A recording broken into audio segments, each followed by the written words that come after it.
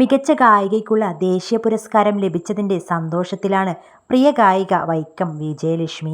കാഴ്ചയുടെ പരിമിതികളെ സംഗീതത്തിൻ്റെ കരുത്തുകൊണ്ട് മറികടന്ന കലാകാരി ഇതിനോടകം കേരളത്തിന് അകത്തും പുറത്തുമായി നിരവധി പുരസ്കാരങ്ങൾ വാരിക്കൂട്ടിക്കഴിഞ്ഞു.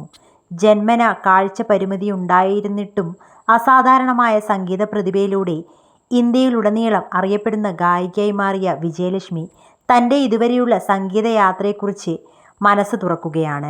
സംഗീതമാണ് തൻ്റെ ഭർത്താവെന്നും സ്വപ്നങ്ങൾ ആർക്കുവേണ്ടിയും പണയം വെക്കരുതെന്നും ഗായിക പറയുന്നു.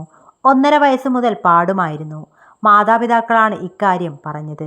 അച്ഛനും അമ്മയും പാടുന്നവരാണ്.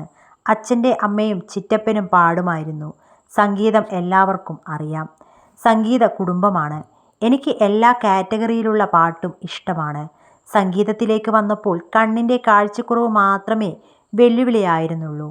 സംഗീതമാണ് വഴിയെ നേരത്തെ തന്നെ തീരുമാനിച്ചിരുന്നു. മറ്റൊരു വെല്ലുവിളിയായിരുന്നത് വിവാഹ ജീവിതമാണ്.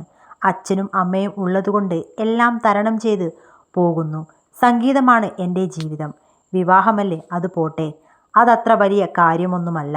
രക്ഷപ്പെട്ടല്ലോ. അതൊന്നും എന്നെ തളർത്തിയിട്ടില്ല.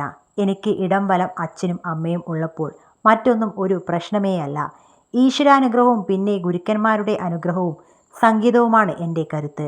സംഗീതത്തെ കൈവിടേണ്ട അവസ്ഥ വന്നപ്പോഴും സംഗീതം മതിയെന്ന് ഞാൻ തീരുമാനിച്ചത് ഓർത്ത് അഭിമാനം തോന്നുന്നു. നല്ലൊരു തീരുമാനമായിരുന്നു അത്. രക്ഷപ്പെട്ടു. അടിപൊളിയായിരുന്നു. ഒരു വിഷയവുമില്ല. അത് തന്നെയാണ് നല്ലത്. സ്വന്തം സ്വപ്നം മതി നമുക്ക്. അത് ആർക്കു വേണ്ടിയും അടിയറവ് വെക്കേണ്ട കാര്യമൊന്നുമില്ല.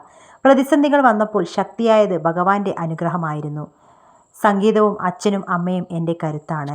സംഗീതമാണ് എൻ്റെ മറ്റേതെല്ലാം പോട്ടെ. ദാസേട്ടൻ പ്രഭച്ചേച്ചിയോട് പറഞ്ഞത് ആദ്യ ഭാര്യ സംഗീതമാണെന്നാണല്ലോ.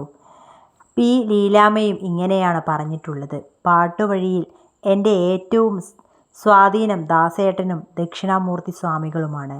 3 പ്രാവശ്യം കാണാൻ അവസരം ലഭിച്ചിട്ടുണ്ട്.